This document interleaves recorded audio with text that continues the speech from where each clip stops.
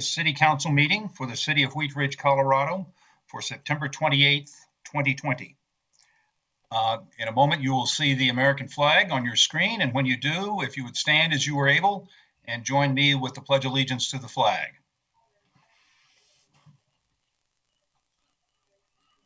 I pledge allegiance to the flag of the United States of America and to the republic for which it stands, one nation under God, indivisible, with liberty and justice for all.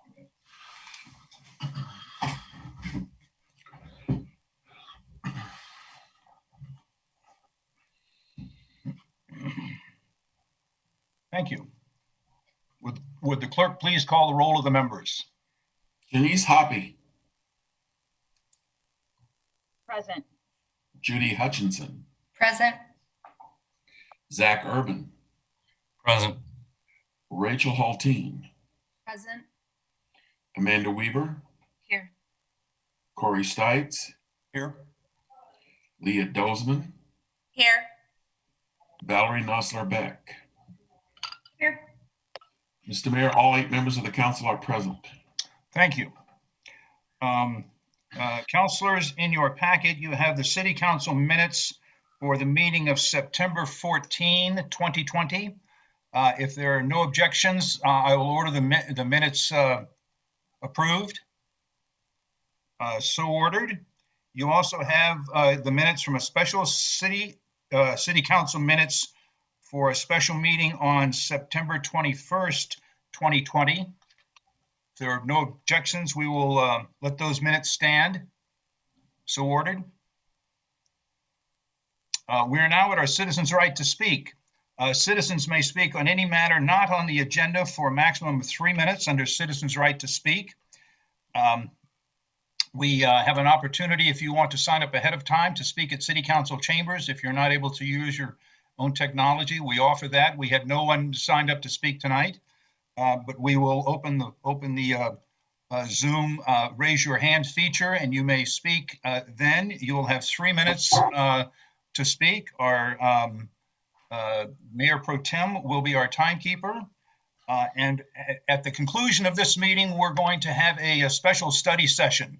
And in accordance with our rules, we will take a comment on the study session item during this citizen's right to speak. So if you would like to speak on the study session item, you may do so at this time. I think that's all of the introductory things. When we open up and ask you to speak, if you would please give us your first name and your last name, if you would please spell your last name for the record and give us your address, and then you'll have 3 minutes to speak after that. Ms. Scheck, do we have, if you would like to speak, please raise your hand in the Zoom format. And I will ask Ms. Scheck if we have anyone with their hands raised. We don't, Mayor. Not at this time. Okay.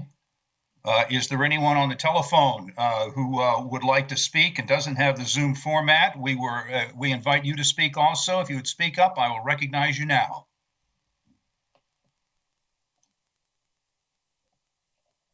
Okay, I don't hear anyone from the public wishing to speak now. Ms. Scheck, I will go one more time to the hands in the Zoom format.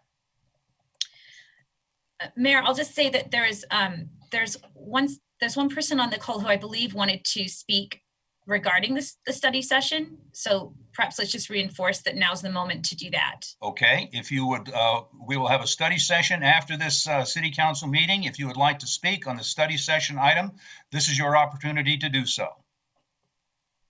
Please speak up or raise your hand in the Zoom format.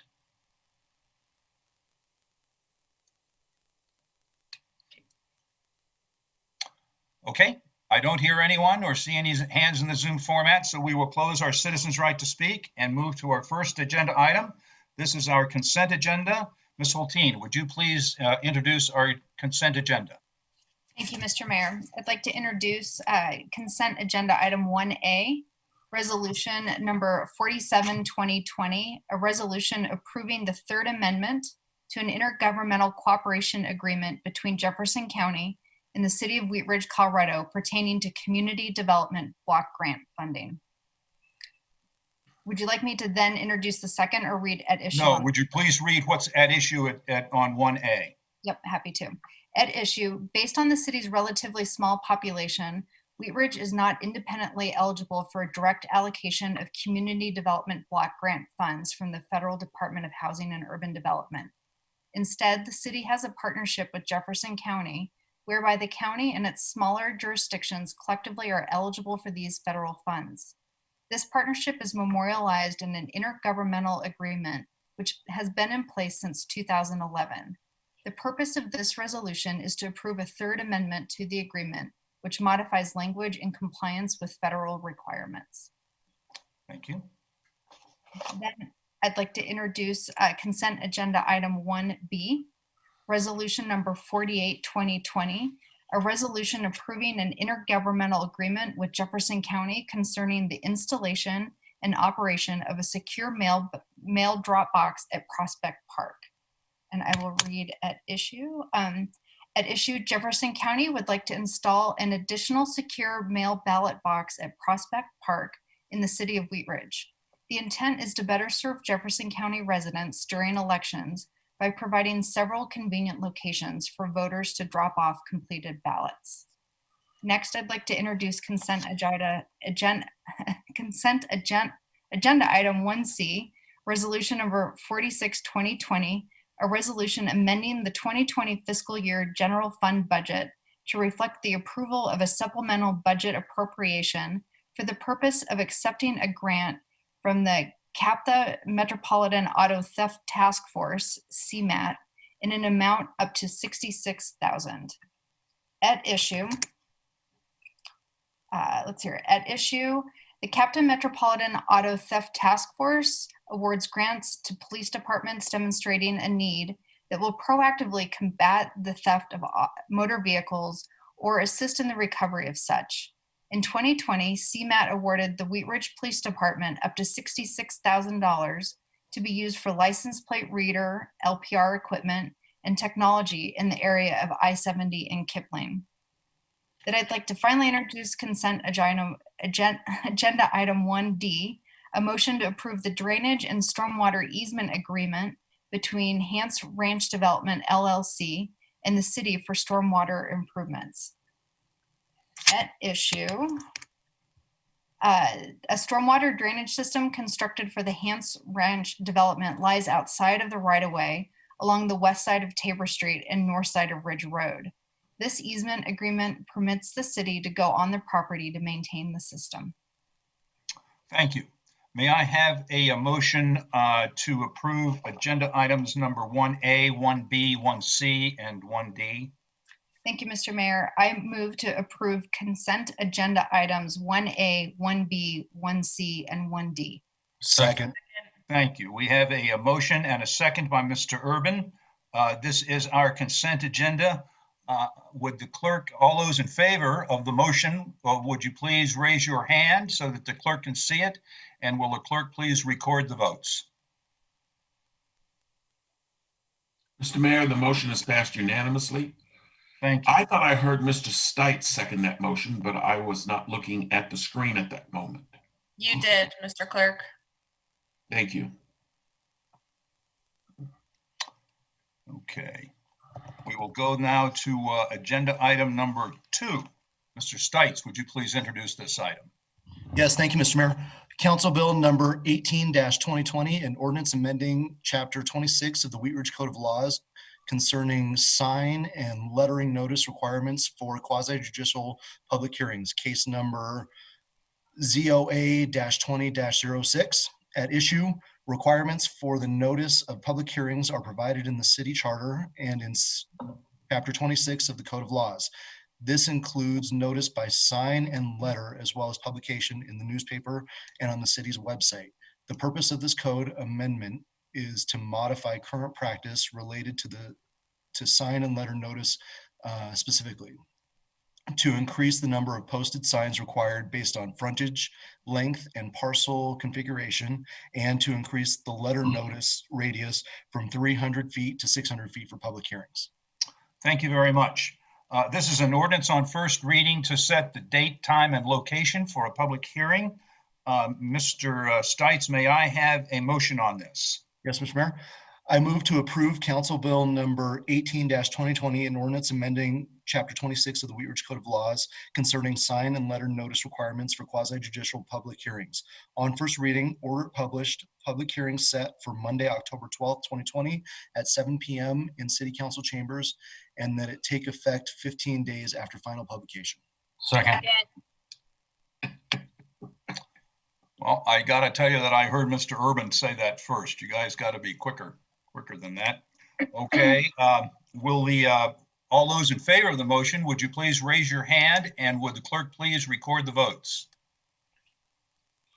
Mr. Mayor, the motion has passed unanimously, seconded by the fastest second in the West, Mr. Urban. Good. Okay, that concludes the items on our agenda. We will now go to city manager's matters. Mr. Goff. Yeah, thank you, Mr. Mayor. This meeting's way too quick, so I'm going to drag this out for a couple hours. Is that right? As you know, you're good at that. Breaking up there, Patrick. We can't hear you. Just a couple. I may have to make a motion here. Okay. As you all know, we distributed our 2021 proposed budget. You all should have received that on Friday, and it is for the public. It's available in the city clerk's office, and it is on our website. So if you're out there listening, you can review it there. And we'll be presenting the budget. Staff will be presenting the budget to council next Monday night. So looking forward to that. Also tomorrow night, we are celebrating our boards and commission members. So if anybody from council would like to join us, we're starting at 5:30 here at, well, not here, but at City Hall. We're doing a drive-through event, and going to give some goodies to our board and commission members and thank them for their hard work. And Halloween's coming up. Getting some questions from the community if there's going to be any restrictions on Halloween, and obviously we haven't talked about that, and so I don't believe we're considering any restrictions. That's what I'm telling folks. Jefferson County has put out some tips for safe and fun trick-or-treating, and the CDC has some guidelines, and the governor may put something out here in a couple days also, some additional guidelines. So hopefully we can still have some fun in the community during this time, and Local Works is having and Kate's on here in a bit, but she can maybe speak to the Halloween festivities that Local Works is planning. So that's it, Mr. Mayor. Okay, thank you very much. We will go to our city attorney's matters. Mr. Dahl. I have nothing tonight. Thank you very much. Well, thank you. Then we will go to elected officials matters, and I'll start with our clerk, Mr. Kirkpatrick. Nothing tonight, Mr. Mayor. Thank you very much. I don't know if Mr. Miller is on. There he is. Mr. Miller, do you have anything tonight? No, nothing tonight, Mayor. Okay, thank you. We'll go to Ms. Nosler-Beck. Thanks, Mayor. I don't have anything tonight. Okay, thank you. Ms. Dozeman. Thank you, Mr. Mayor. I just had a quick question about the boards and commissions event tomorrow. If we show up, are we going to be helping handing things out, or like how does that work as far as electeds go? You're on mute. Allie, do you know more? But I think it's really anything you would like to help with that you feel comfortable doing. You can just wave and clap and thank everybody, or we do have things to hand out. So it's whatever you're comfortable doing. Yeah, that's exactly right. We've got little packages. We've got yard signs to hand out. So we do have some things. We'll be checking people in. So there'll be a few different, yeah, exactly what the city manager said. Is it kid friendly or not so much? Sure. Yep. Okay. Yep. We'll have a good time. For helpers. A good time is guaranteed for all. Okay, Mr. Stites. I can't make tomorrow night, but thank you to our boards and commission members for all the work that they do. Ms. Weaver and I are working to get a date for a District 3 meeting here in the near future. Hopefully we'll have that at a park, and take care of your neighbors. And if you can find it, buy it in Wheatridge. Thank you. Very good. Ms. Weaver. Nothing tonight, thanks. Thank you very much. Ms. Holteen. Thank you, Mr. Mayor. I unfortunately am not able to attend tomorrow night to thank the boards and commissioners who serve our city. So I'd like to take a moment now and thank them. And I sent a little something in the mail for all the District 2 people who serve, because I'm just always grateful for people who give their time and expertise to our city. It makes it better for all of us. And I'm finding the figuring out what to do with Halloween a little ironic. It's like the one night where we all want to wear masks and we're not sure it's the night that we should be out wearing our masks. So whether it's Halloween or not, please continue to be courteous and wear your mask. You're supposed to do it. And one day a year, wear the best mask you can get your face on. Right. Thanks, everyone. Pardon me. Thank you. Mr. Urban. Nothing this evening tonight. Thank you. Thank you. Ms. Hutchinson. Thank you, Mr. Mayor. I will be there tomorrow night and I will be happy to wave and clap. So another thing that I would like to mention, which I didn't mention last week, it was just too much. But anyway, I did see on Channel 7 2 segments regarding Heine's Market that has been in this area for 70 years, family owned.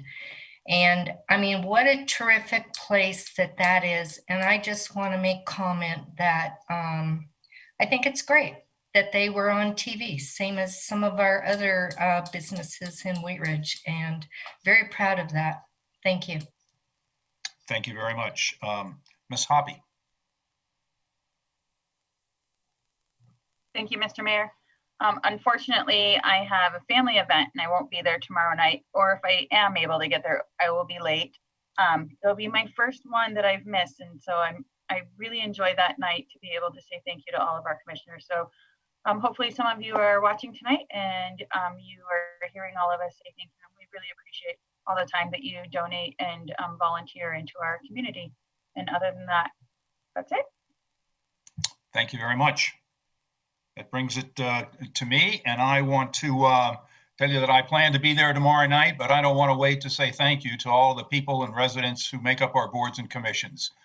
You do great work for our community, and our city runs better, and our staff is happier to have your help and guidance and be a team along the way. So thank you for being there.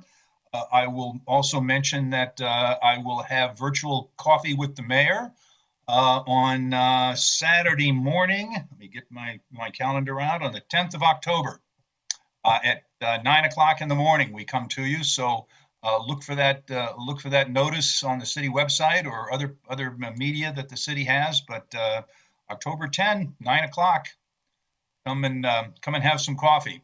It's a sort of a BYO, but we'd love to have you there. Coffee and conversation. That concludes all the items that I had before me. Is there any more to come before the good of the order? All right, then I'm going to motion this. We are adjourned. And then we're going to open up our study session. I assume we don't necessarily need a break before we go into study session. Is that correct? And we have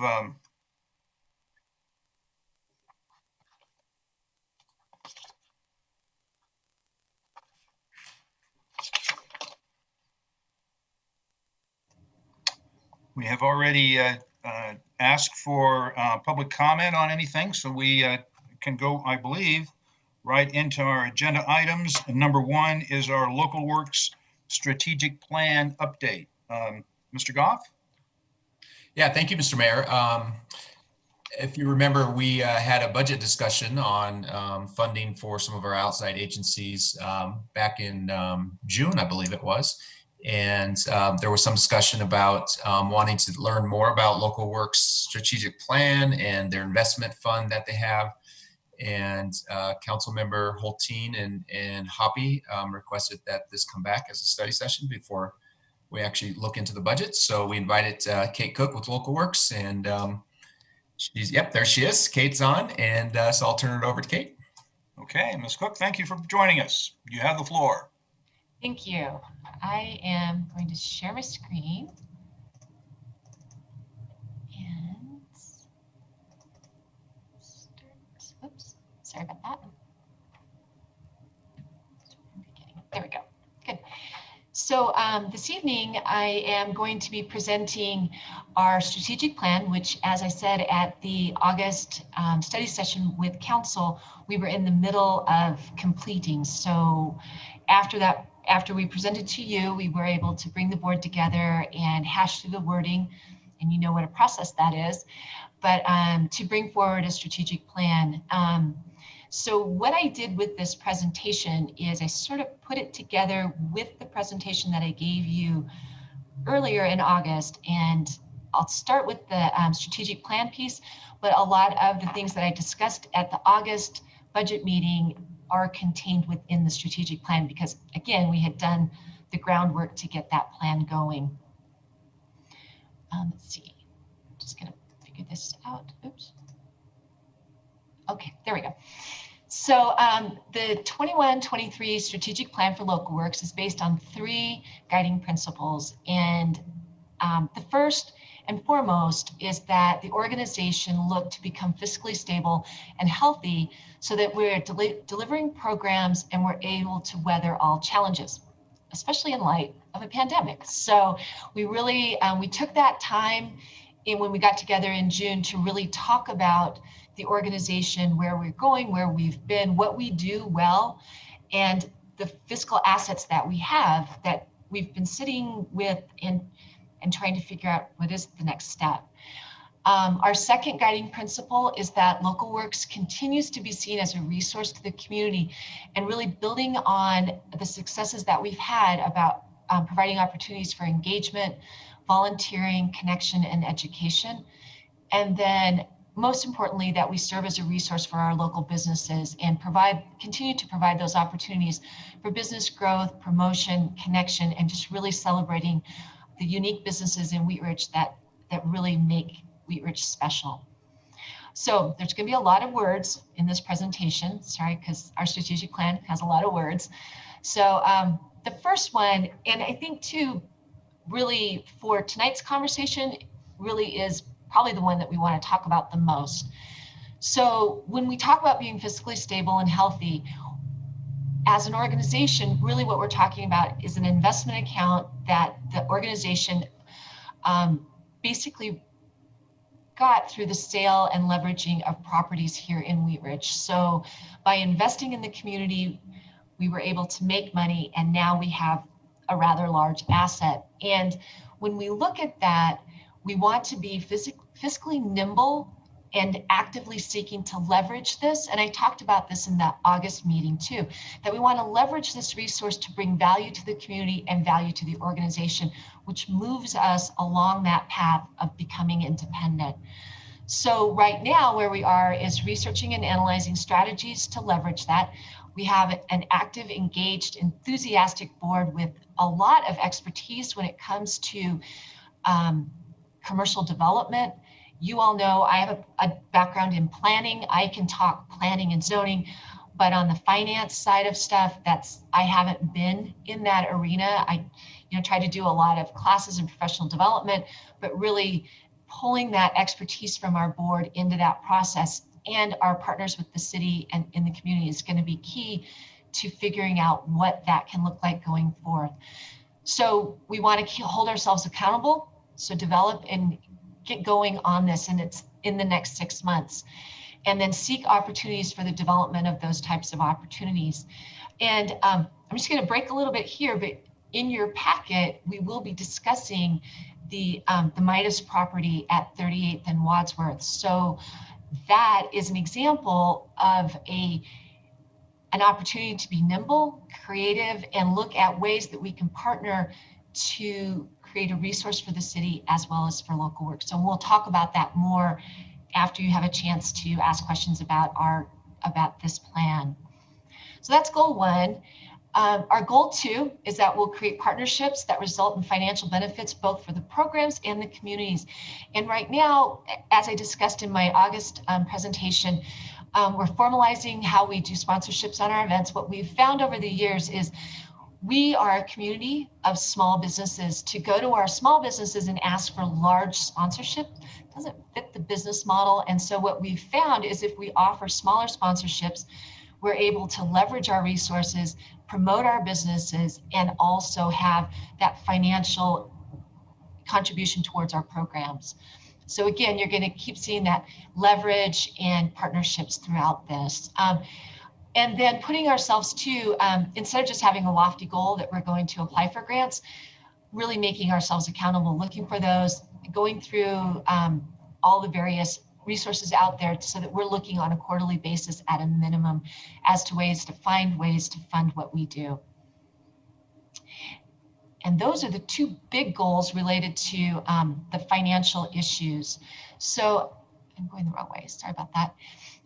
The rest of our strategic plan really is a lot of the stuff that was presented at the August 2020, I forget what exact date what that was, but at our August presentation. So again, Local Works is seen as a resource for the community and the city, and really focusing on engagement, connection, and education. Right now, our open houses are changing format. We're really using those as a forum to provide information to the community. We're going to do our first virtual one coming up for our strategic plan and also our annual meeting. So we'll be doing it that way.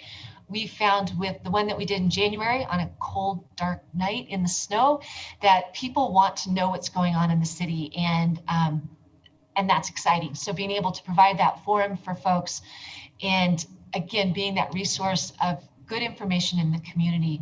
So right now we're doing a partnership with the city of Wheatridge on the Wheatridge 101 Civics Academy. This is an awesome partnership. We had our first session last week. We have the next one on civil discourse coming up on Wednesday. So that'll be a really good opportunity again for community education. And we'll continue to expand our outreach efforts. I shortened this down just so it would fit on the slide, but this is our grassroots way of reaching out to the community. Right now, we've got a virtual coffee break going on, but expanding those as we're able to meet in person again. But again, right now, a lot of what we're doing is virtual, but again, just being there, being available to the community to have these conversations. And again, you're going to see identify and implement programs that mesh with what the city's goals are, and that always seeking to empower and educate the residents in an open and fair and transparent manner. Let's see if I go the right way this time. There we go. Okay, and we invest in the community. Again, this is stuff that we went over in August. We commit to offer the home improvement loan program. We'll continue to partner for the cleanup days, which have a huge impact on the community, and offering the neighborhood dumpster grants. Again, looking for those ways that, again, we can bring value to the community and be a resource. And I'll just go ahead and go through these so I'm not talking all night long. Let's see, I went the wrong way, sorry. Again, resource for the community. We connect and engage with our residents. We're looking to really dive into the block captain and block party programs. That was tough this summer, again, with not being able to meet in person, but we really see an opportunity there to bring neighborhoods together and be part of the neighborhood planning process, but also being more of that resource on that block captain and block party engagement aspect. As I mentioned, we're in the process of setting up a community volunteer database that would expand beyond just volunteering here with Local Works, but really serving as a way to connect community volunteers with other organizations within the community, and also connecting our residents to each other. That really came out when the pandemic started, is people wanted to help their neighbors, and how could they identify ways to do that. And then identifying new programs that connect the community.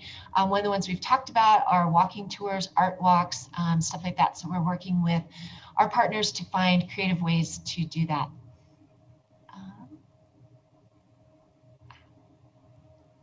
Sorry.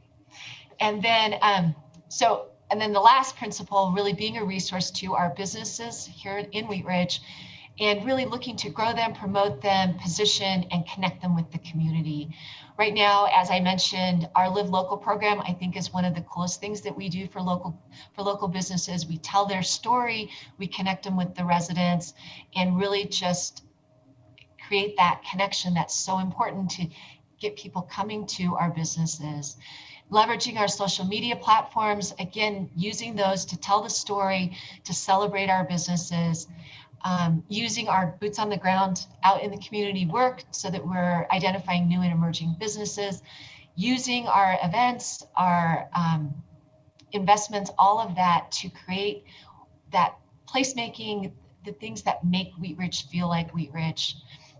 Looking for partnerships with our businesses to, again, to celebrate their successes and spotlighting our local businesses.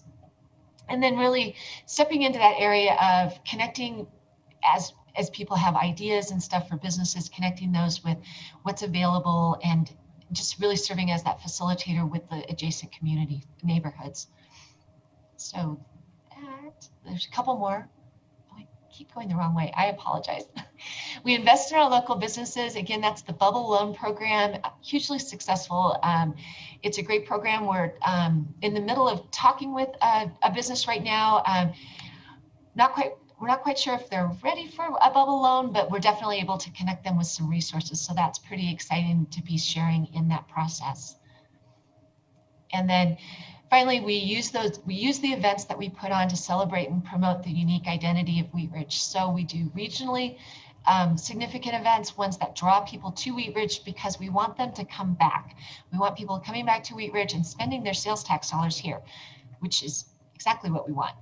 And then having those unique events that really spotlight the unique heritage of Wheatridge, like our mid-modern tour.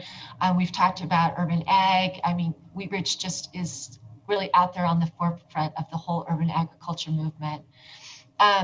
The art program, again, that's a super exciting thing, and we can talk about that more, especially with respect to the Midas building. And again, focusing on placemaking activities that, again, celebrate the Wheatridge community and leverage all of these pieces to really implement and achieve the vision for the community. And that is about what I have right now on our strategic plan. And I know you guys are gonna have a bunch of questions, so I will stop there. If you have questions about specific numbers, I do have that stuff further on, but I won't run through that whole presentation again. So, okay. Well, thank you very much. We might have a few questions from council. If you can take a few questions, we'll open the floor to council. And that's probably better. If you have a question, raise your hand, and I'll see if we can get some questions going. Ms. Dozeman. Thank you, Mr. Mayor. Kate, I'm just wondering if you have an expenditures report or a profit and loss statement from the last couple of years that we could see before we vote on the budget. Oh, yeah, for sure. I can pull that. I don't have it with me tonight, but yeah, definitely. And I've gotten good at QuickBooks, so I should be able to pull that fairly quickly. Okay, thank you. Yes, I'd really like to see that.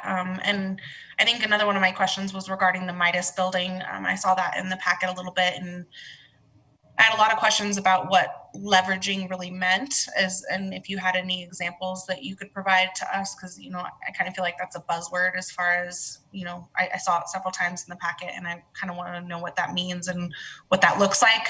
But also with the Midas property and coinciding with some sort of art space or catalyzing the art community, would that work in conjunction with the art space that we've already contracted with to create that kind of space, or is this separate from that? Those are all super good questions. Hey, I was thinking too, quickly, probably the 990 is probably the best source of information for you with respect to the financials. And we just finished the 990, and I have that. It's been adopted by our board as well as our audit. So I can give you those documents like right now. So I can forward those to council via email tomorrow morning or after this meeting. So that'll give you everything financially that we have currently. On the Midas building, I think I'm going to ask Patrick how you want to structure that conversation, because I know Steve and I talked about it earlier, and there's a lot of details in there. So I'll ask you how you. Yeah. Does council want to finish discussions on the strategic plan, or are you ready to go into the Midas building discussion, or doesn't matter? We can jump back and forth too. He's good. Ms. Hutchinson. Thank you, Mr. Mayor. I'm just wondering, So I'm new at this. So actually, this nonprofit has been with Wheatridge for how long? 2005. Okay.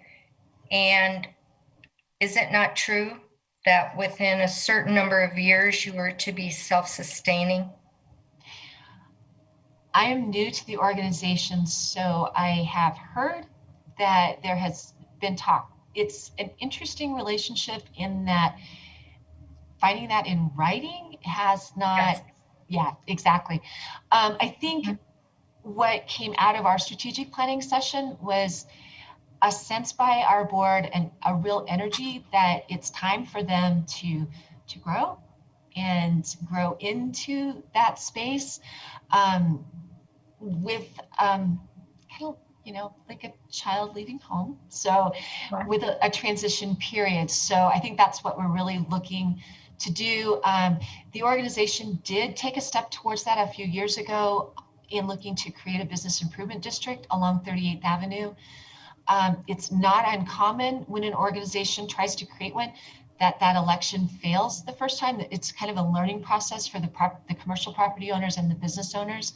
I would argue that that may be a tool that would fit really well for this organization. Oh, sorry. Oh, no, keep going. I'm sorry. I saw that. I was like, oh, am I supposed to stop? Nope. I was trying to get the mayor's attention. Oh, I'm sorry. I was looking elsewhere. So that said, there's been a little bit of a time gap between the conversations that we had a few years ago and then starting that process. So that's definitely that's been put on my plate to have those conversations.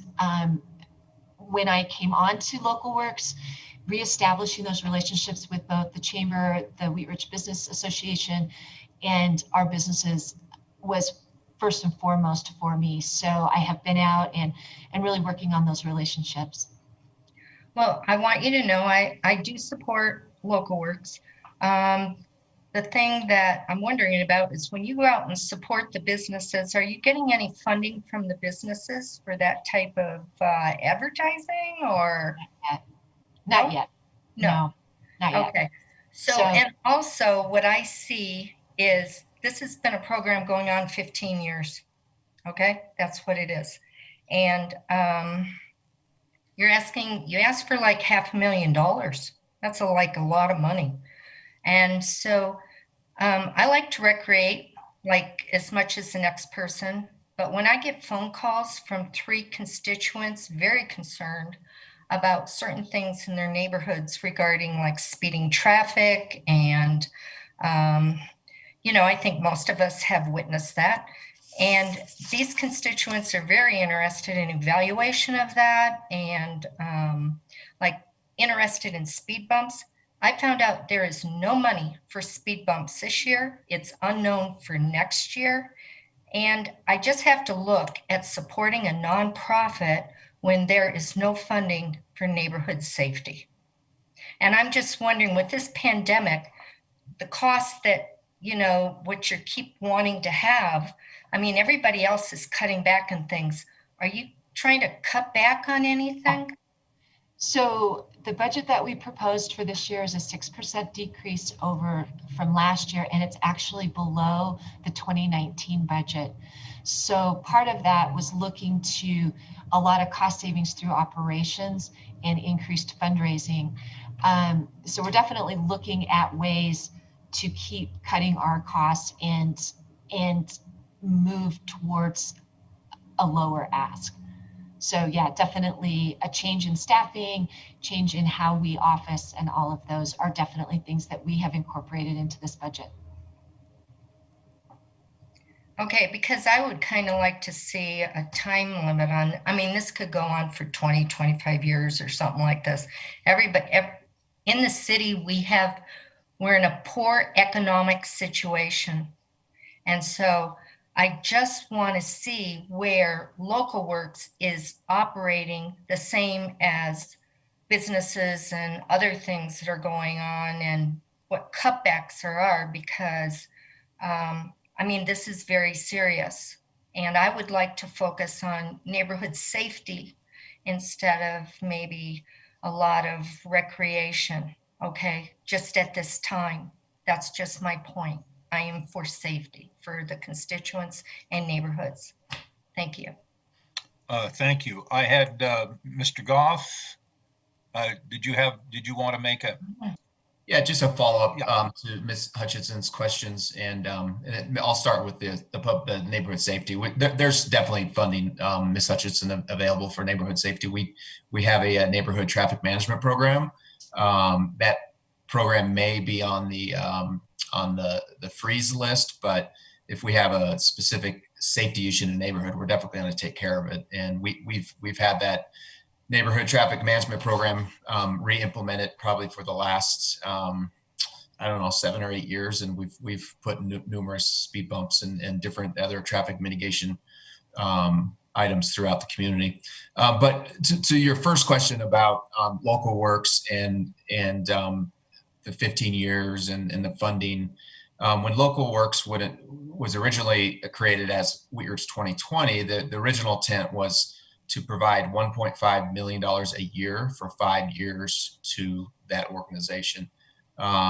We ran into the recession in 2008, and we did not make that commitment to Wheatridge 2020.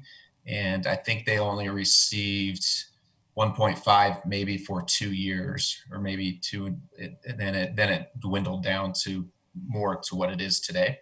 So things have changed a lot over the 15 years, and the original creation of Wheatridge 2020 was definitely a more robust economic development corporation. And over the 15 years, that has definitely morphed and more into what Ms. Cook explained tonight. But there was supposed to be significant funding, and there was. Again, Ms. Cook said she couldn't see anything in writing, but the original intent was that Wheatridge 2020 would become more self-sufficient over the years. So you were definitely right with that. Thank you. Let's see. I have Mr. Stites and then Ms. Hoppy. Thank you, Mr. Mayor. I just had a quick question. Looking at the strategic plan moving forward, it looks a lot like what Local Works has already done. Are there any major shifts in that? From a programming standpoint, probably not major shifts. What we did in our strategic planning session was really sat down and tried to crystallize what it is clearly we do. What do we do well, and what can we do better? And really what we do well is engage with the community and promote our businesses. We're really good at that. And what we need to grow is our ability to pay for what we do.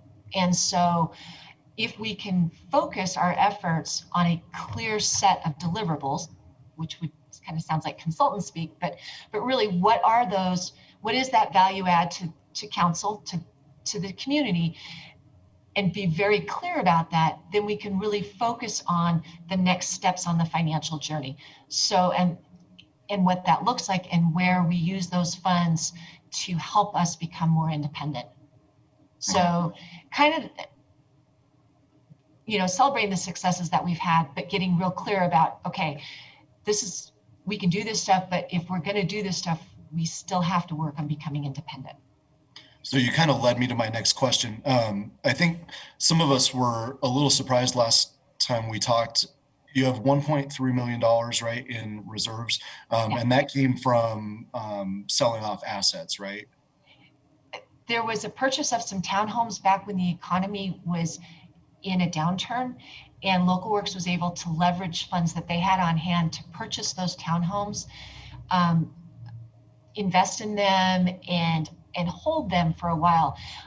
This was before I came on, but they were actually renting them, and so they had a bit of a revenue stream off of that.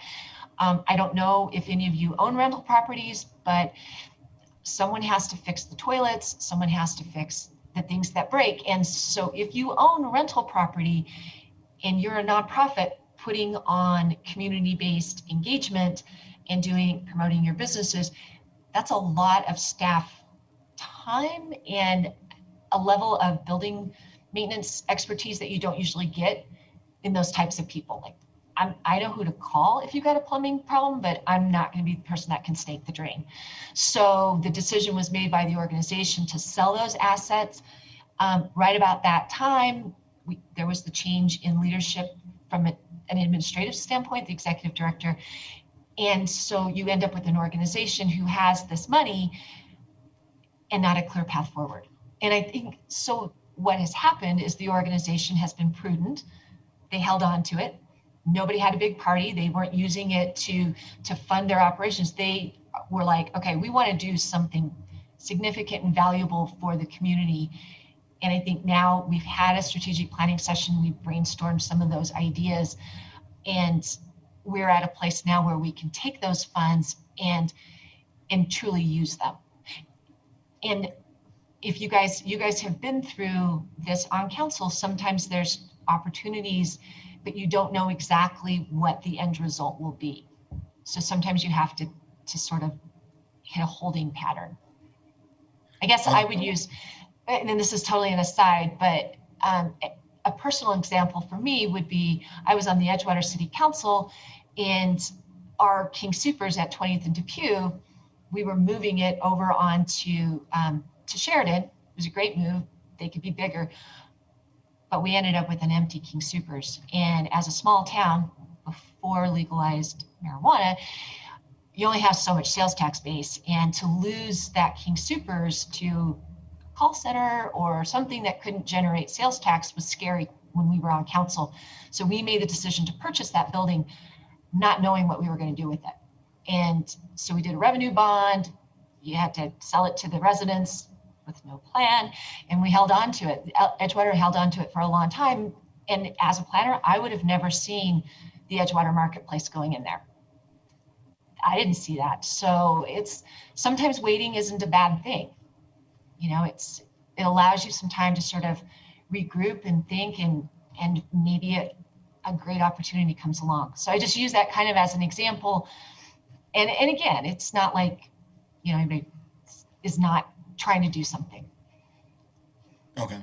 So you don't necessarily have a plan for that 1.3 million at the moment. You said you want to leverage it, but you don't necessarily know how yet.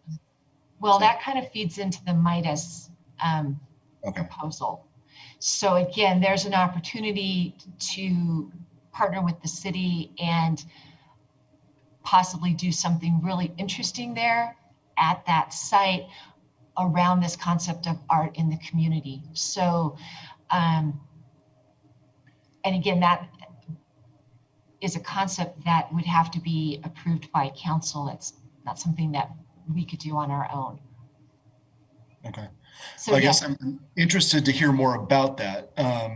But I will say, as a business owner, and somebody who's lived here for a long time, I'm a little concerned that, and like I said, as a business owner, we're going to give $500,000 to Local Works, who's sitting on a decent amount of money, and you guys do great things. But every other business in the city is probably taking a decent haircut this year, as far as their revenue goes. And as I'm looking at that, you guys are talking about taking a 6% cut, but you've also reduced your rent, cut salary, and you've only gotten to 6%. So, you know, I'm just looking at, is that enough? Is that the right number? So I guess I'm interested to see that, some more financial documents on that. So thank you. Thank you, Ms. Hoppy. Thank you, Mr. Mayor, and thank you to Kate Cook for coming back. At the last presentation, there were lots of questions around the strategic plan and the investment fund. And I appreciate the work that went into putting the strategic plan together. And I would say one thing that I see here that is significantly different going forward from what's been happening in the past is, in the past, there was a lot of connect the community to the community, bring the community into our local businesses to support those. That was connecting our community into our local businesses was what Tara John and I were wanting to establish when we started Live Local. And so that's good. That's been very successful. I see you guys now taking the next step of connecting businesses towards more resources and development. So like the incubator space and stuff like that. Now that is something that I would say is new coming out of Local Works. And so I appreciate the information and the strategic plan to show that, to show us that plan. And then the question I have is, as I understand it, as I remember, with the art space, so Local Works spent some money on that and the city spent some money on that. They did a feasibility study. And then at that point, that was it. That's what our money purchased us, feasibility study, and they didn't say they were going to come in, buy a building in our community and create this art space. Is that correct? Yeah, I think the assessment was we weren't, excuse me, we weren't quite there from the art space model. So the difference for the art space, as you all know, is it's a housing model, an affordable housing model for artists, so through that feasibility study, where Local Works fit in that conversation was we have that connection with the community and we could serve as that incubator space, the programming, that more administrative side of that art equation that isn't the actual provision of housing. And through that process, for Local Works to become a provider of affordable housing would be a really big step out of what we do. So, but where we fit, again, is in that programming, the partnerships, creating that incubator space, that maker space, all of those pieces of that conversation fit really well with Local Works, because there's definitely a lot of data out there, credible data about the impact of the economic impacts of art in communities. And what's cool about Wheatridge is it has its own twist on what's going on with art. It doesn't have to be Rhino or 40 West. We have that whole urban agriculture feel to it that it can truly be an art type of thing that is unique for Wheatridge. So it's kind of exciting. Sorry, I don't mean to digress too much into art space. Thank you. Mm-hmm. Thank you. Additional questions for Ms. Cook? Ms. Hulteen?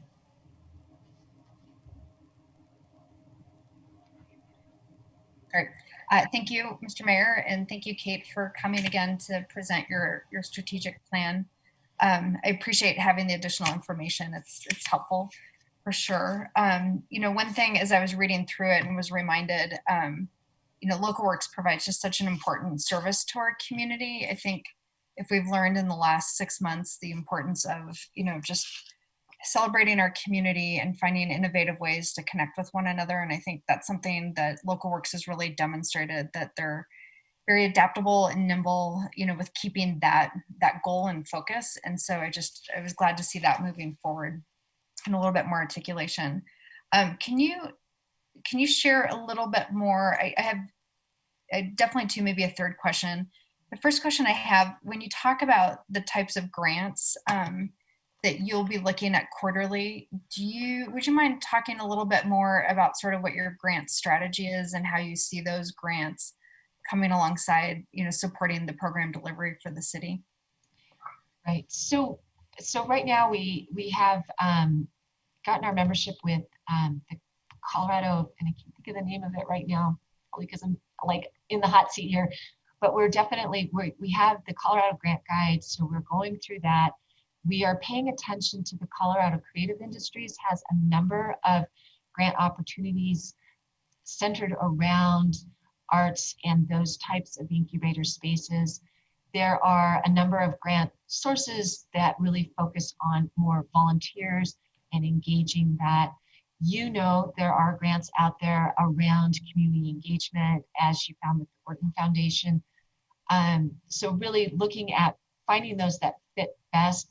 I think too, you're going to see a lot more focus for us on sponsorships, coming back to that, providing not just opportunities to promote our businesses, but then also for them to be part of that support for the programming that supports them. So yeah, you just really, using that process to find those grants and be much more strategic in how we look at it. And again, having that as a top of mind focus for the organization. Great, thank you. And then the second aspect, I mean, I think when we look at what 2020 has been like and anticipating as best as any of us can crystal ball 2021, you know, Patrick and Allie are the closest to the 2021 crystal balls. You know, I see such an increased need to support our businesses. You know, you guys did a great job with the, you know, really nimble dynamic grants to help our local businesses, like with, you know, materials they needed to change their business models. And I'd love to hear maybe a little bit more about how you envision being, you know, either a convener or someone, you know, who's able to help our businesses with some of their tactile needs. And I realize in Wheatridge, it's a complex ecosystem of business support between our different, you know, chambers and districts. And so just would love to hear a little bit more about like what role you see Local Works playing in that. And if you wouldn't mind talking about the bids, because with a, you know, is Local Works considering pursuing bids again? Because between 38th and 44th, I see bids as being really important tools for us to really have vibrant corridors. So that's my second very complex question. Thanks, Kate. There's a bunch of pieces in there. Okay, so let's see. Obviously, you just finished with the bid, but I'm forgetting the first part. What was the first part again? Can you remind me really quick? Just asking a little bit more about like, yeah, doing like business support, convening, like how are you helping them kind of amplify like their reach within and beyond our community? Yeah, so definitely, I think there's in looking at that space between what the chamber offers and what the business association offers and what Local Works can offer, I think where we fit in that conversation is pulling those small groups together and sharing resources and expertise, and then connecting our businesses through those forums, through the SBDC, through SCORE, through those types of programs where you can really start getting these businesses that have great ideas, getting them in touch with the professionals that can help them move that idea to the next level. So we don't have to be the experts in business development, but we can connect them to experts and on a more one-on-one level. So and then using our bubble loan strategically so that we're able to not just hand it over on some big project, but more, how can we use that to help that business owner really think about what the next steps in their business model are. So, so again, I think it's really connecting those businesses with resources in the community. And we just went through a bubble loan application, and really what came out of that was, hey, we know some really good bankers that we're going to connect you with so that you can have a more robust conversation about your cash flow, because the bubble loan isn't going to fix the cash flow issues for that business. So really being able to have those conversations and recognizing where those resources are in the community. As far as business improvement districts, I agree. Again, coming from a planning background, what I would tell my businesses when I was working on corridor plans is you get a certain level of service in a city and there's only so much money. It's just like your household. There's only so much money to go around. And many of our commercial corridors, they want a little bit more. And that's great. And that's awesome. That's usually the vision for these corridors because they are the heart and soul of our communities. And what I would always tell the businesses when I was at Lakewood was, if you want that higher level of resources, you know, that higher level of service, what can you bring to the table to help move that along? Because it's expensive. And one of those really effective tools is a business improvement district, because those funds are there to help those business districts beautify, to market, to purchase properties. I mean, there's all kinds of creative things that the bids can do, especially when you have sort of that defined source of income. That said, it is a tax. And so you have to start back at the beginning of that conversation with the property owners and the business owners. And that's where we've had a little bit of a lag in that conversation. A lot of really great work was done, with Take the like first 5 bid minutes, okay? proposal. We'll take a break. Oops.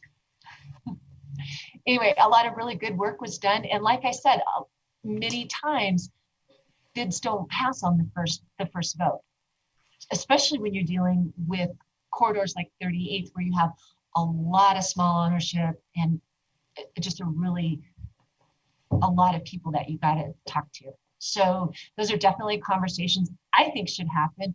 I think it would be smart for our businesses. I mean, you can look at the successes in other areas where there are bids in place and just see it's an amazing tool. Great. Thank you so much.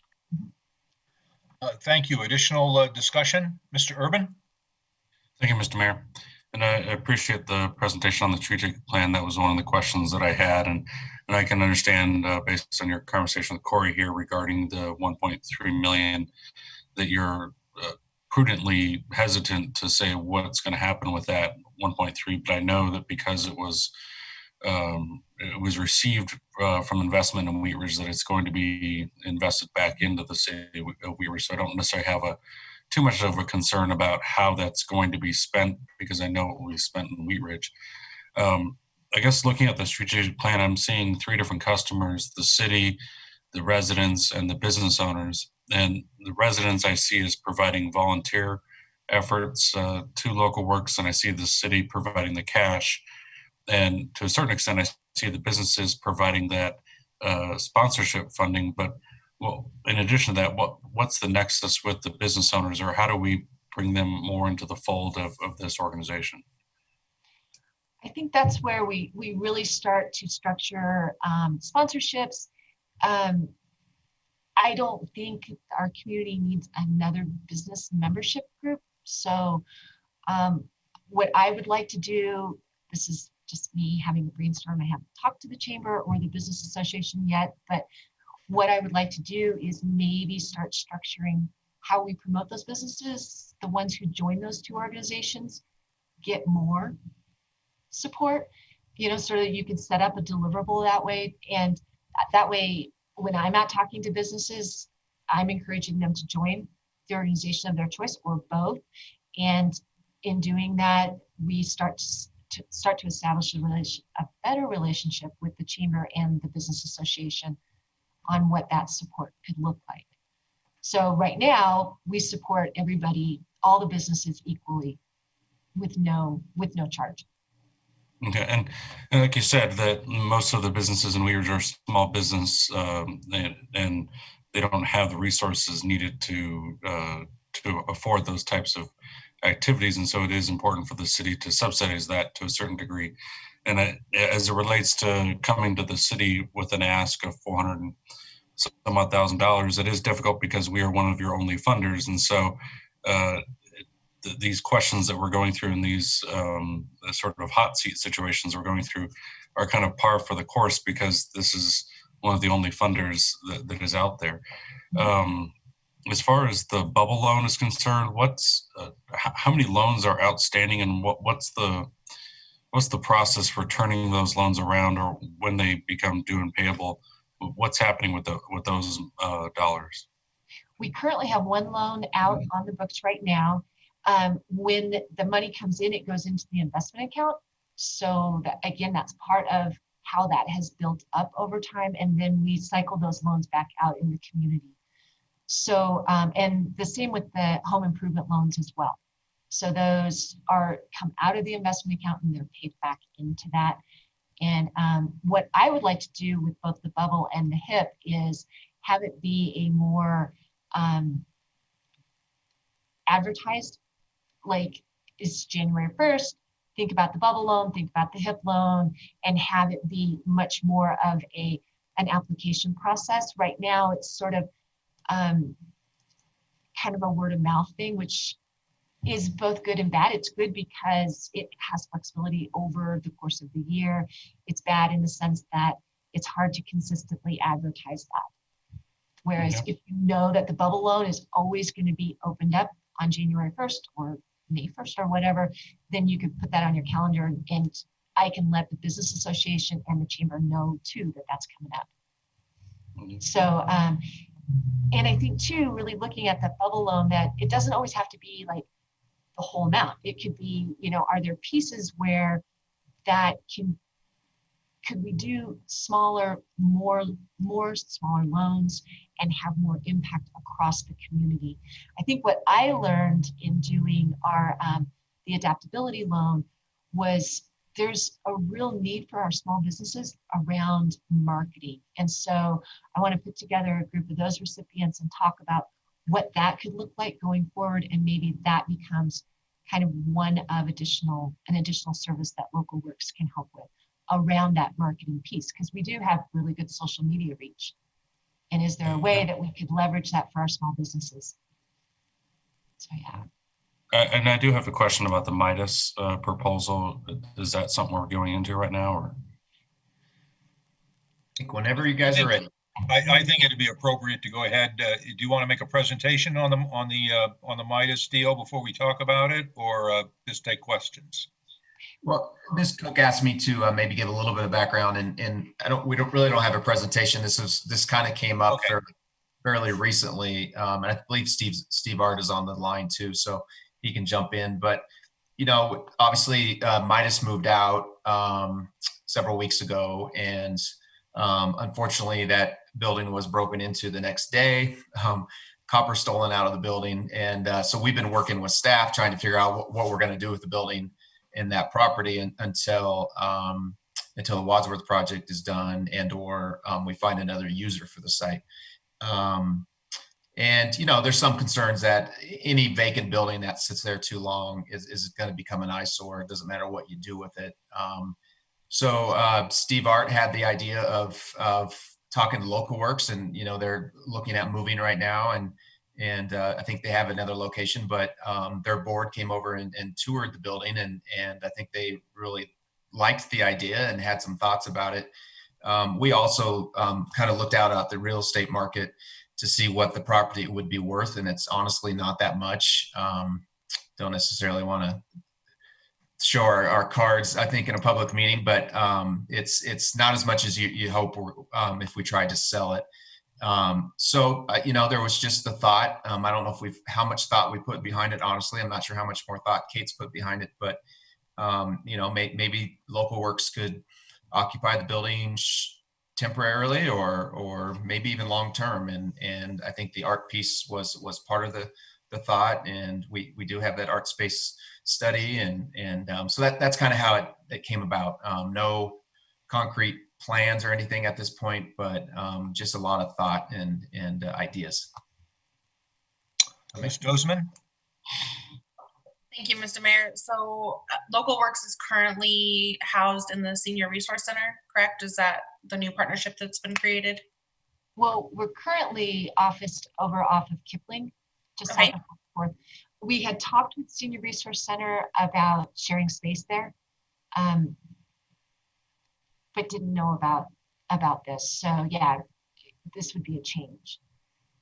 So I had actually really appreciated the cost savings in potentially partnering with the Senior Resource Center. And it sounded like that might be a really good kind of catalyst for that relationship with the organization. So sorry, my dogs are in the background. So I guess I'm really confused, and I know that this is a new idea, but it kind of seems to me like we're taking the components that I saw in the art space and that we've kind of vetted in this feasibility study, and we're kind of transitioning it away from a housing source to like a co-op kind of space, if I'm understanding that correctly. So this would definitely be more of the makerspace piece of that larger art model. So the art space, again, their business model is affordable housing for artists. So frequently that couples with a makerspace incubator type of thing. So a good example is up in Loveland. You have the actual art space there where the artists live, and then across the street is the wonderful makerspace where you're able to sort of create additional revenue for that art space project. That's how art space does it.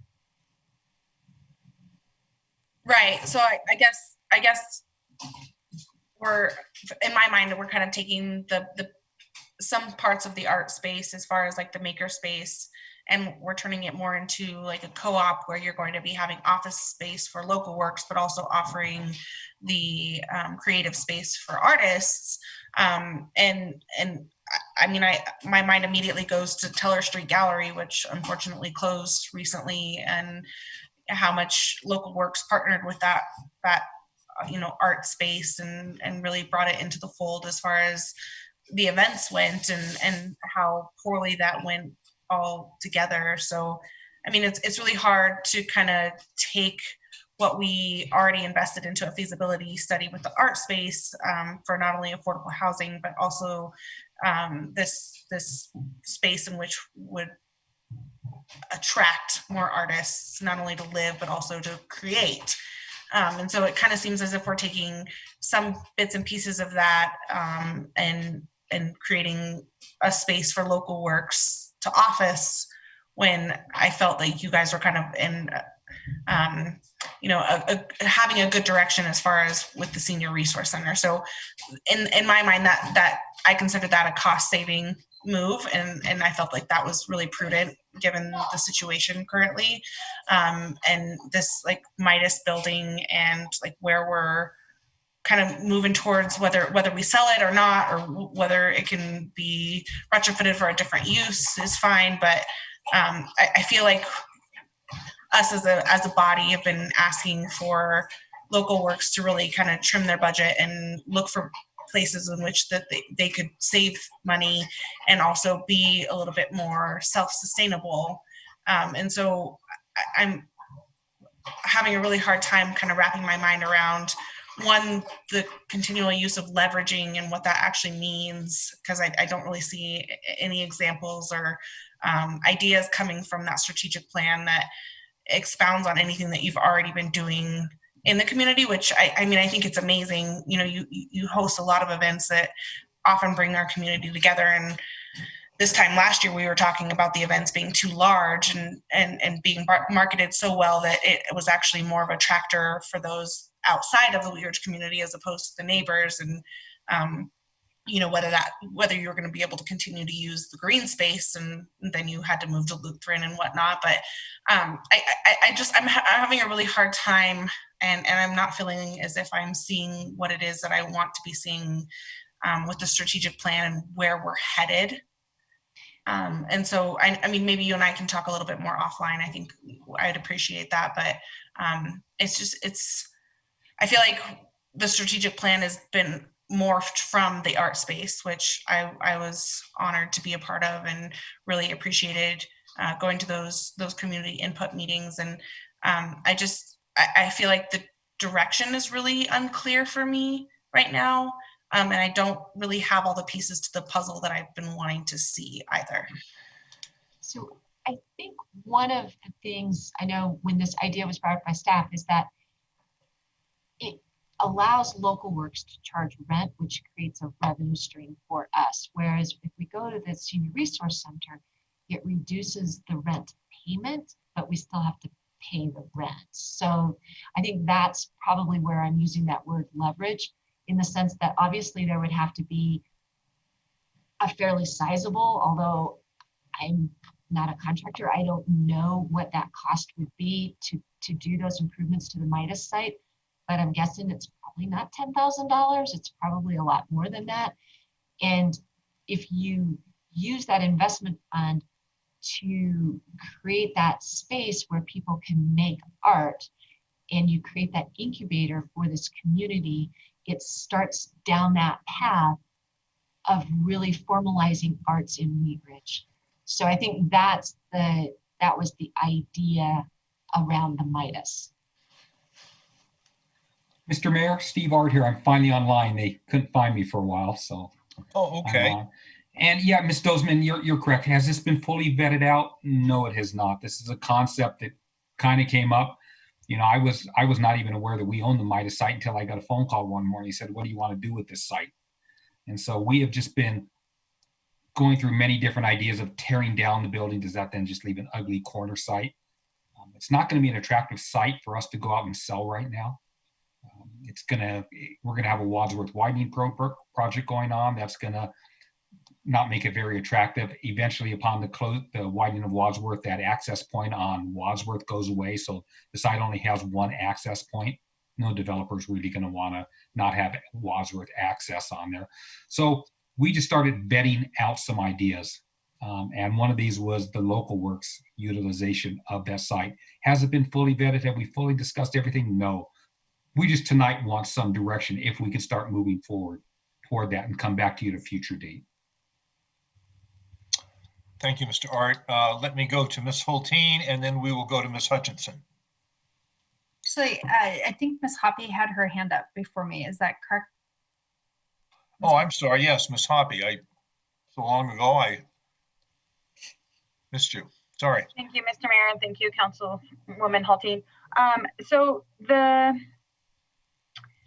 From what I remember from the end of the feasibility study with the art space is that they did not find a spot in Wheatridge where they felt like they could do what they typically do in communities. Because they didn't find that, however, in the feasibility study, they said, oh, here's a few suggestions you could do. A maker space would be one of them, an incubator space would be one of them, but actually building a place where it housed artists, where they were also making art, was not a part of their recommendation that came out of that feasibility study, if I'm remembering that correctly.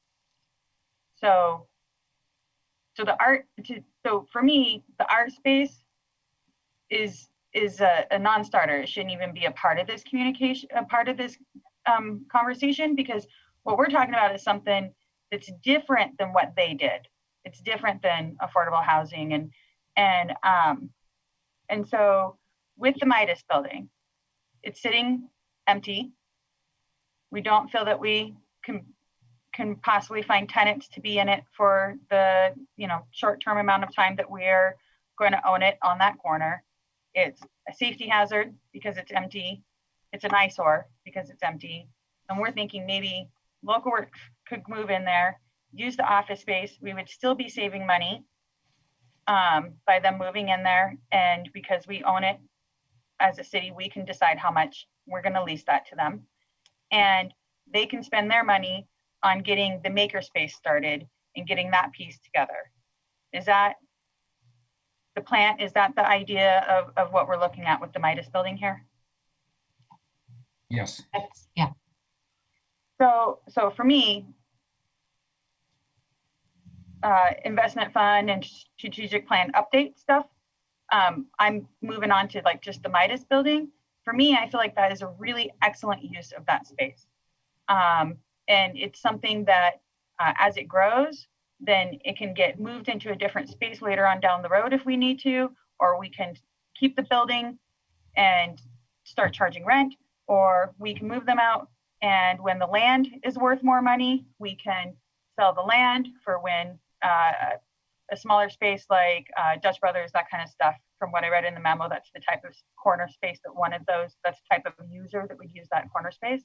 So in the meantime, we were able to create community, create a program that we could potentially maybe move somewhere else, and potentially have a revenue stream off of it at a later date, and then make it a marketable site to be able to sell later on down the road. So I do support Local Works being able to go in there and use some of their money to create this space for our community. Thank you. Okay, I've got Ms. Hulteen, Ms. Hutchinson, and Ms. Dozeman in that order.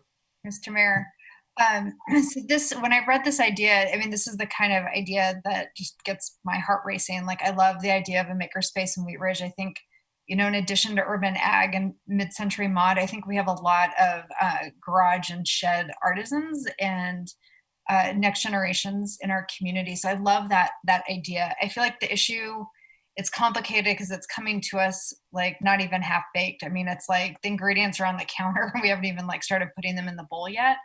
So I think it's a little bit hard to have like too critical of a discussion about it because it's just not formed enough.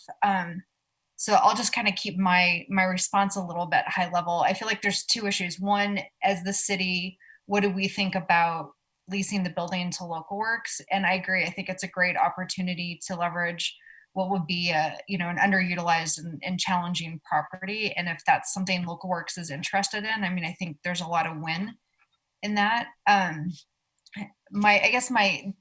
other piece of it is the conversation about the city's partnership with Local Works on a makerspace or art incubator or whatever the concept is for the other part of the space.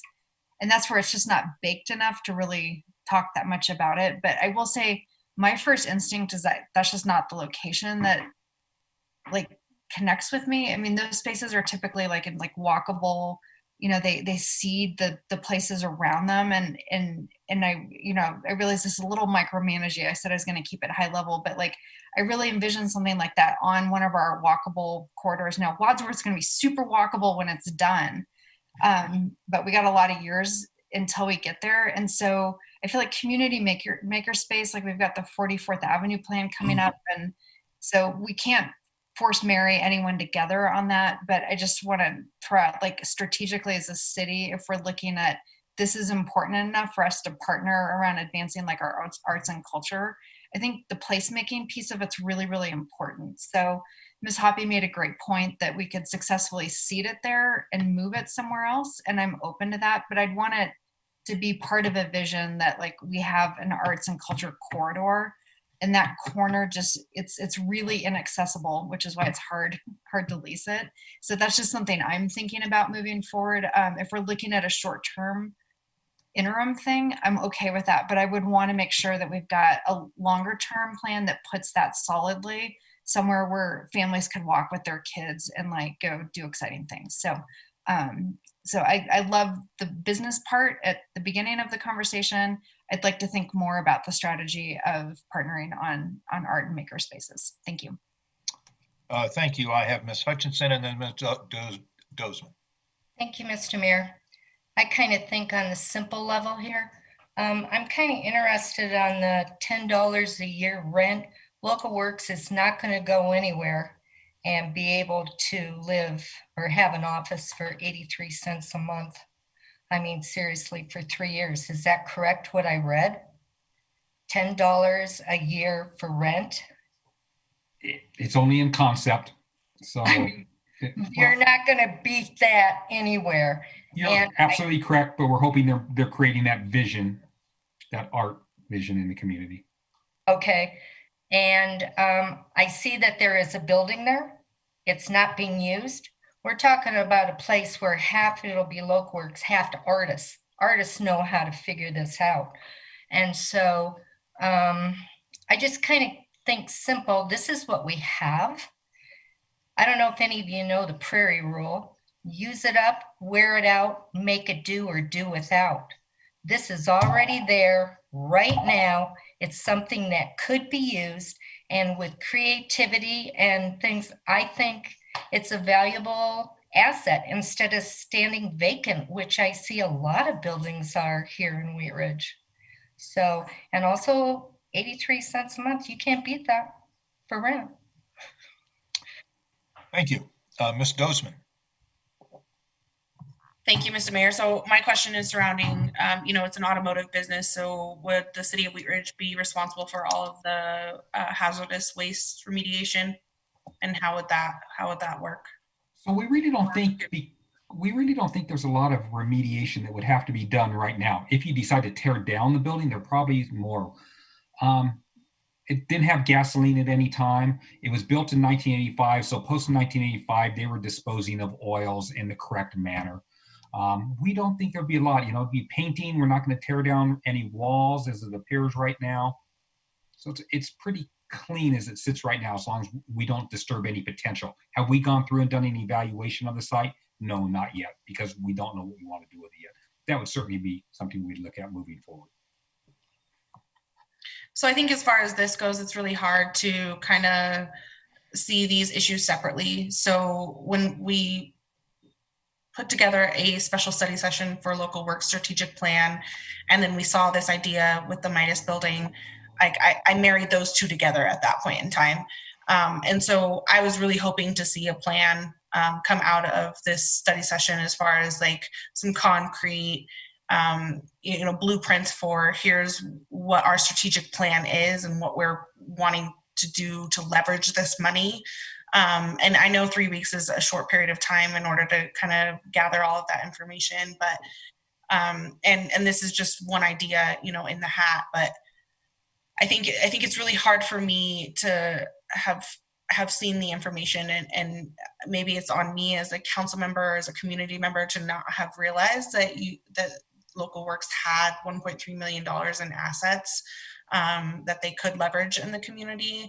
And so it's really hard for me to kind of look at these issues separately but simultaneously, and also for me to have so many questions as far as like Local Works and what the future of Local Works looks like, what the strategic plan actually is, and how you're going to really utilize that money, especially when not only the city of Wheatridge, but all of the community, the business community, the residents are facing a lot of financial hardships.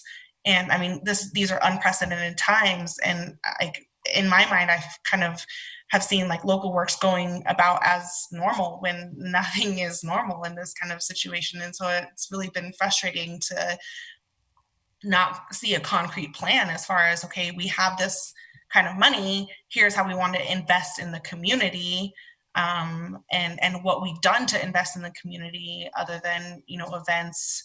Like we see the bubble loans, the home improvement loans, but that's money that you get back. It's not, it's not grants that you're giving out to the community. It's money. It's you're receiving a return on that investment. And so for the city of Wheatridge to repeatedly subsidize this organization, this nonprofit organization, I really want to see what it is that you're doing in the community and what your strategic plan is for not only the sustainability for Local Works, but also how you're going to maintain this catalyst for community that Local Works has tried to assert themselves as since 2005. So, I mean, I have a lot of questions, a lot more questions than answers. And so I'll look for more information, but I also, at this point in time, I'm having a really hard time supporting Local Works budget ask. And I was a little disappointed in the amount of information that we received on the strategic plan. Mr. Goff? Yeah, maybe a suggestion. It doesn't seem like we get very far when we have these discussions about Local Works, and it's been going on this way for many years, unfortunately. Maybe it would be helpful if we go through their budget and hear from council on what council wants them to be doing and not to be doing. And maybe that we would get a clearer picture of what the city council wants Local Works spending their money on. They have it broken down in pretty good chunks of categories, and maybe that would be a better way if to get their budget reduced. And we either do that tonight or we do it when we bring the budget back at study session next week during adoption. Just a suggestion. Ms. Hoppy? Thank you, Mr. Mayor. Honestly, I really thought that this meeting was just going to have to be for people to answer the questions that they had around the investment fund and around the strategic plan. People keep talking about the budget request. Here's the deal. If you don't want to give them all the money, then look at the list and see what events you don't want. Because it was a 15-page document that we got from them on where they're spending their money. We got a 2-paragraph letter from the two other places that were asking for money from outside agencies that were asking for money. So take a look at the list, think real hard, what don't you want? And then bring that to the budget conversation. Additional discussion? Mr. Urban?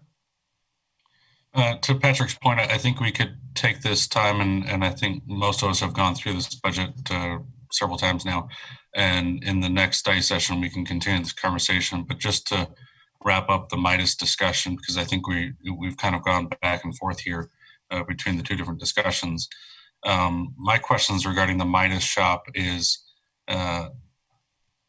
the purchase of this property was done under the auspices of the Wadsworth Widening Project, and the property owner was on the assumption that this was a full acquisition because of the right-of-way requirements. And so is there anything in that purchase that allows us to use this for other purposes, or since we purchase it, we just do with it whatever we wish? Yeah, the property becomes the property of the city, and we can do really whatever we want. You know, the reason it was a full take with Midas is because they were losing their significant amount of parking, and then also their access to the bays on the east side of the building. And a different use may not need that access, and local works or any other potential use may not need that similar type of access. So it was a full take for a Midas operation, but it could work for a different type of business model. So my understanding is Mr. Urban, there's no restrictions on how we dispose of the property or reuse it. So I think the situation is unique in the sense that the property owner agreed to sell the property to us. However, if this was an actual condemnation, I don't think we could be looking at providing any outside agency with a use of this property, because it would have to be under public use. That the purpose of condemning the property is for public use, and it wouldn't be a public use if a nonprofit is using it. Does that make sense? Yeah, there is the public use clause. Good, Mr. Dahl, just jump back on. Enough legal terms he'd pull up here. We heard you. Mr. Dahl, do you have a response to that, or did you hear the question? Yeah, I did hear the question, and the city had a legitimate reason to, threaten condemnation and effectively negotiate to acquire for the Wadsworth Widening project. It just was necessary as a part of the preliminary design for that project. And as Patrick pointed out, it was necessary to have a full take because of the amounts of, I'm telling you what you already know, that portions of the property needed for that Wadsworth project precluded the continued use for Midas the way their operation was configured. And so fine, the city went ahead and negotiated that property acquisition. Now the city has the property, and like any other property, it's something the city can make interim use of in any reasonable way that city council wishes until the design for the Wadsworth project is complete and that project's built. There may well be portions of the property, it sounds like there will be portions that in the end won't be needed for the Wadsworth Widening project, and that will just be excess property the city will have. It's not parkland, so it can just be disposed of by the city, 3/4 council vote on an ordinance, or used by the city. And there's no objection, in my opinion, to the city leasing it for some amount of money or no money to an organization like Local Works in the interim. Okay, thank you. So yeah. I think that as a interim use, this property, would be a good fit for Local Works.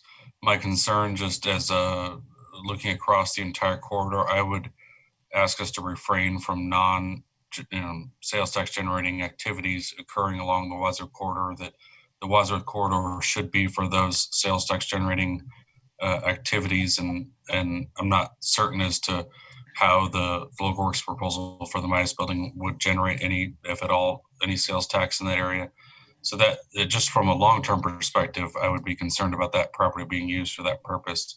I think in the interim, the next 5 years or so, it would be a good sort of interim use for that property, and I wouldn't have any concerns about it. I just want to make sure that we don't have a situation that's come up with another property where we purchased it, but not really sure what to do with it. Thank you.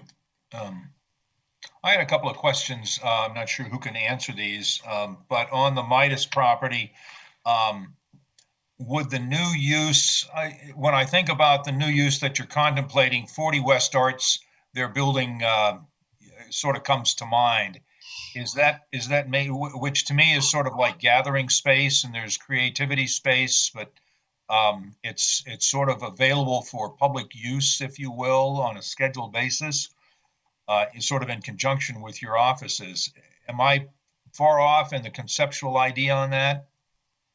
I think that's definitely within the concept out there. I think where we are on this conversation is we're sort of at that point where we can't really keep talking about it until we talk to council and mayor and you guys make a decision, because Right.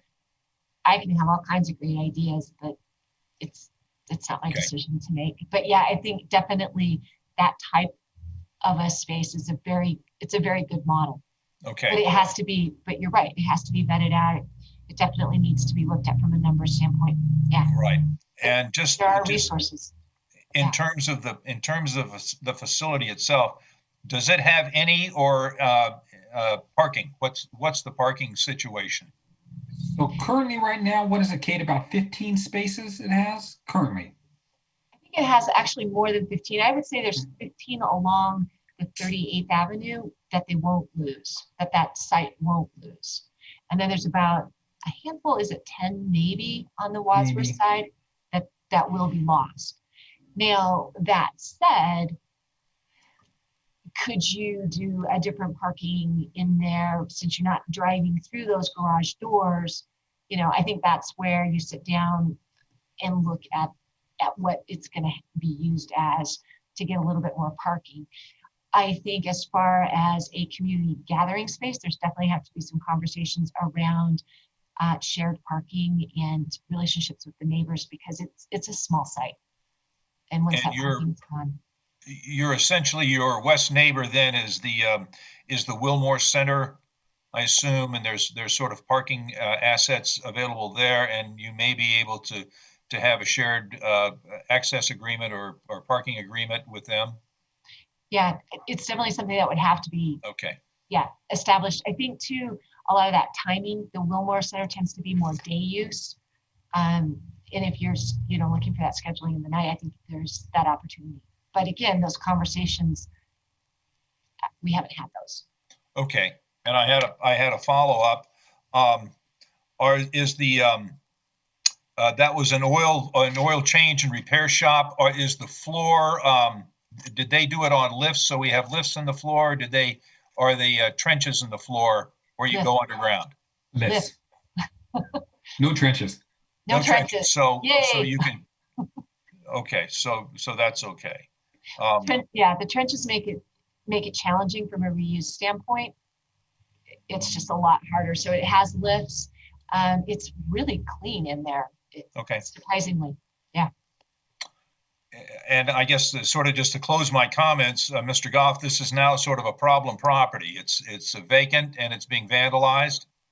Yeah, I mean, it definitely could turn into a problem property, and we're keeping it clean as much as we can now and keeping the weeds down. But if you remember the Go Forward side across the street, as much as it was fenced and boarded up, it became a nuisance.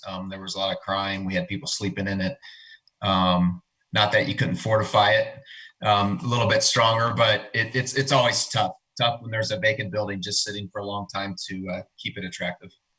Okay, thank you. Ms. Hoppy, you had your hand up. Thank you, Mr. Mayor. I'd like to say thank you to Councilmember Urban for his comments about a sales tax generating property there, and for that to be part of our long-term vision, and also to Ms. Hulteen about yes, maybe we can seed that and move it somewhere else, and for that to also be part of our long-term vision.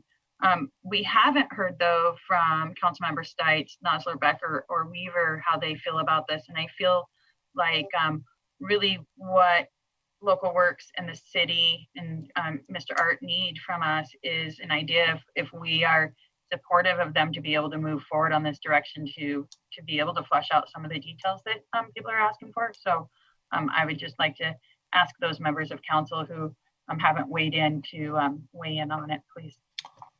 The floor is open if anyone would like to speak. Mr. Stites. Sorry, weighed in earlier. I'm for moving forward, taking a look at it. I much like Ms. Hulteen, I'm not sure that that's the place for it. Much like Mr. Urban, I think that one of the busiest corners in the city should probably be producing some revenue for us. But I think for now, that's fine. But I would like to see, as far as a city go, we plan more long-term for that corner to try to attract some businesses that will bring in some retail sales tax. But for now, I think it's a great deal for them and a good deal for the city. So thank you. Additional discussion on this item, Ms. Nosler-Beck. Just to chime in too, I think I'm kind of in the same spot as council member Stites. Just that I think that space isn't necessarily the right space in terms of a gathering spot. You know, I'm hopeful that if we were going to try and create a space like this in Wheatridge, it would be something that would be more accessible by bike and pedestrian. And I realize with the changes to that intersection, that'll be improved, but we'll also be right up on that corner. I can see it as an option for the in between, but I agreed with Councilmember Dozeman that I liked the idea of the Senior Resource Center as a efficient space and sharing of resources too. And so I'm all for continuing on to learn more about the space, but that's where I'm at on it. Thank you. Ms. Weaver. I'll speak to both concerns that we've been discussing. It's hard for me because the strategic plan, to me, if we're going to talk about a space, the strategic plan also has to sort of meet up with the space. And the space being a half-baked idea right now, while I think it could be great for local works, I also think it could be great as an art making space. I also think it could be great for a lot of other things that local works does. And as a person who does urban agriculture, that would be a perfect location for indoor growing and outdoor farmers market and revenue generating things that local works also does. And so I think my silence and my confusion is that I'd like to better understand, because while I have agreed with a lot of the things that have been said tonight, and I like all of the, I don't have a problem with the budget, because I do happen to really like and appreciate all of the local works activities that have made them pretty famous, and I think do great things for businesses in Wheatridge. And I think it's a great face that the city has, that creates wonderful liaison between our small businesses and our constituents. I'd like that better articulated, because again, I don't have a problem with the budget. What I'd like to see is it articulated in what is most important. And if it is most important to create a space on that corner that's local works for business offices, and if it would be a good place to start an artistic making space, I do agree with the comments that that's not the long-term art making space, but I could see a lot of potentially revenue generating things that could be there while the city either still owns it or local works is still there. So it's hard for me to weigh in on what should be done with this space. I wish we could use it. My true concern is how much it's really going to cost to retrofit it to have anyone in there. Thanks. Thank you. I've got Mr. Stites and then Mr. Goff. When would local works be able to move in if that was the decision that moved forward?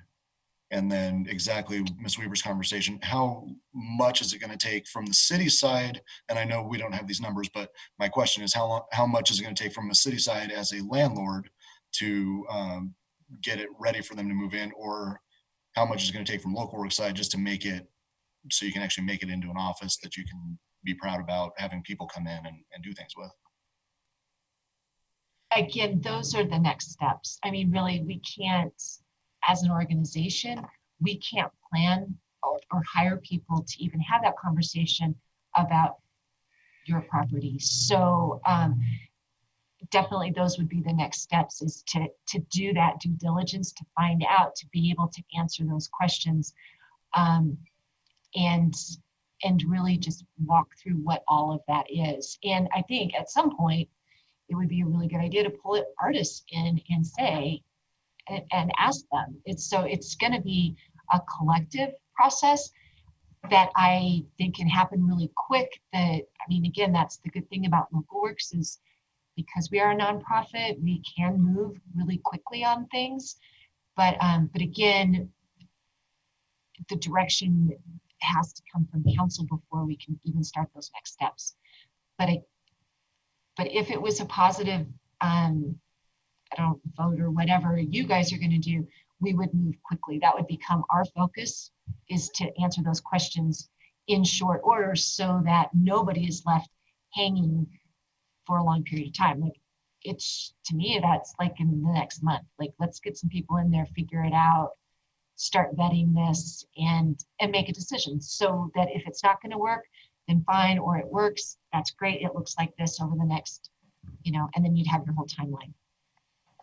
What does how much rent was the city going to charge at the Senior Resource Center versus how much are you paying now in your office space, obviously, versus, because that's obviously going to make a change to the budget, right?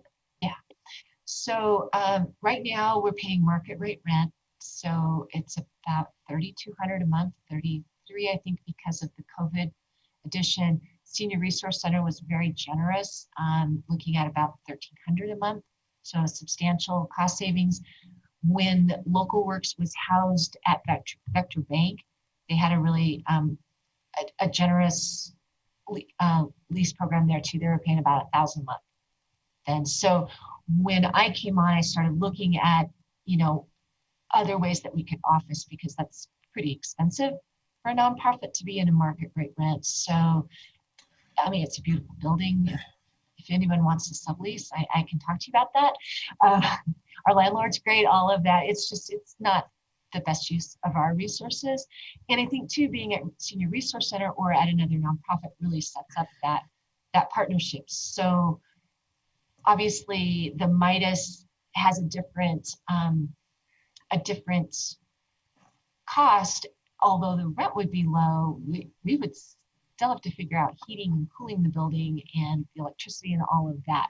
So yeah, that would have to be factored into however the space got rented out. Yeah. So Okay. there's definitely a lot of conversations. I'm sorry, Aaron. Thank you. I've got Mr. Goff and I've got then Ms. Hulteen. It's now almost 10 minutes to 9. We're going to take a break at 9 unless we're done with this conversation. I'll keep it short. Mr. Goff. Just to clarify Mr. Steit's comment, it's the Seniors Resource Center. It's not the city's active adult center. So it's a separate agency. But and then I think too, I don't know what the answer is to this, but Ms. Kate, or Ms. Cook, when is your lease up? When do you have to be out of your current building? The end of March. The end of March. Okay. So you got some time. I wasn't sure how much time there was. So yeah, and I apologize for throwing this on at the last minute. We weren't expecting to have this deep of a dive into the discussion. I just thought if Ms. Cook and Local Works was going to not move into the Seniors Resource Center, they would need to know that sooner or later so that they could do this background information. So we're just looking for if there's any interest in council to even look at this. If not, then they know where they're moving. So that's all we're looking for tonight is should they continue looking at this, we'll bring it back. And you can still say no then. Thank you. I have then Ms. Hulteen and then Mr. Urban. All right, I'll keep it quick. I'm motivated. So I still feel like there's different issues here. So in regards to leasing the space to Local Works, I support that. And if they decide to sublease the space for their programming needs, then they run their own organization, even though we've sat here tonight and diligently picked their organization apart. If they want to lease the building and that works for the city and that works for Local Works, I support moving forward with that. I do feel like if there's a second conversation around the partnership and strategic alignment between Local Works and the city in terms of placemaking, art space, anything like that, I don't mean art space, but an arts space, then that's where I'd want us to go into a deeper conversation. So I feel like if what you're looking for is, do I support the city leasing the space to Local Works? Absolutely. And Local Works has a variety of options available to them on how they use and sublet the space. And then if there was anything that, in those plans involved strategic partnerships with the city, I'd like to bring it back and look more carefully at it. So thank you. Thank you, Mr. Urban.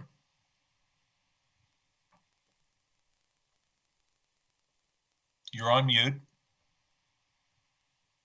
Well, it was very eloquent what I said. Always is. So I would like to make a consensus that we move forward with a further discussion with Local Works in the city regarding the Midas building.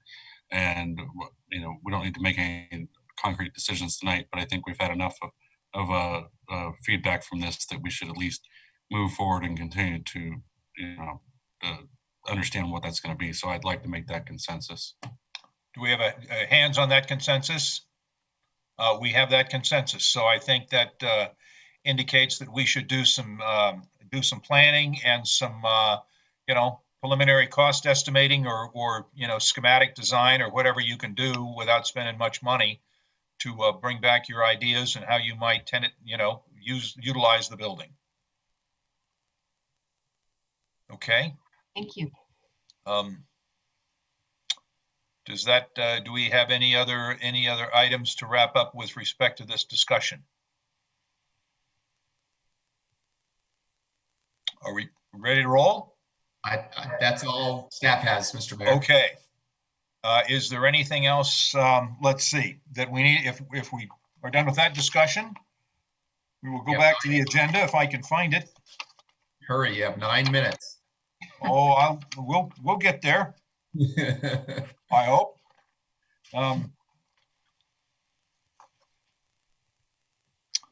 So what do we usually do? We've got some staff reports. Is there anything, Mr. Goff? Do you have any more to report? Nope. Okay.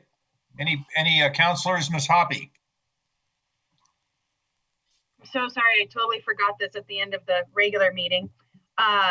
The Let's Talk Wheatridge has started, and East Wheatridge is part of that. So District 1, please go to What's Up Wheatridge, and they've got some little surveys that they would like for you to fill out. There's also some District 2 is also the other neighborhood. I think, is it all District 2 or maybe also a part of Bel Air? So Bel Air and East Wheatridge. Go to whatsupwheatridge.com, get your voice heard, and let's talk. Thank you. Okay. Any additional elected officials matters that we want to bring forth this evening? All right. I'd like to thank you all for joining us. Thank you for a good discussion on a variety of topics. We will be back in study session a week from today at 6:30, and we'll have some more interesting topics and some more discussions. So appreciate everybody joining us. With that, we will stand adjourned.